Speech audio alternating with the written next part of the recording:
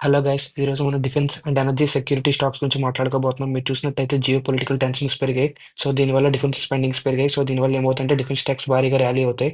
And మీరు చూసినట్టయితే క్లియర్‌గా స్పెండింగ్ కూడా పెరిగింది. మీరు చూసినట్టయితే ఫస్ట్‌ది హిందుస్థాన్ ఏరోనాటిక్స్ లిమిటెడ్ వీళ్ళు ఫైటర్ జెట్స్ తయారు చేస్తారు. వీళ్ళ రీసెంట్ క్వార్టర్లీ ప్రాఫిట్ వచ్చి 1600 కోట్లు. నెక్స్ట్ బెల్ అనేవాళ్ళు వీళ్ళు ఏం చేస్తారంటే ఎలక్ట్రికల్ ఎక్విప్‌మెంట్స్‌ని తయారు చేస్తారు డిఫెన్స్ కోసం. అండ్ నెక్స్ట్ వచ్చి భారత్ డైనమిక్స్, నెక్స్ట్ మాజ్డాక్ వాళ్ళు డిఫెన్స్ షిప్స్‌ని తయారు చేస్తారు. అండ్ కోచిన్ వాళ్ళు అండ్ జేఆర్ఎస్‌సి వాళ్ళు కూడా మాజ్డాక్ రీసెంట్ క్వార్టర్లీ ప్రాఫిట్ వచ్చి 3300 కోట్లు. అండ్ నెక్స్ట్ పారస్ డిఫెన్స్ వీళ్ళేంటంటే లైక్ సేమ్ బెల్ లాగా ఎలక్ట్రికల్ ఎక్విప్‌మెంట్స్ లైక్ డిఫెన్స్ కోసం తయారు చేస్తారు.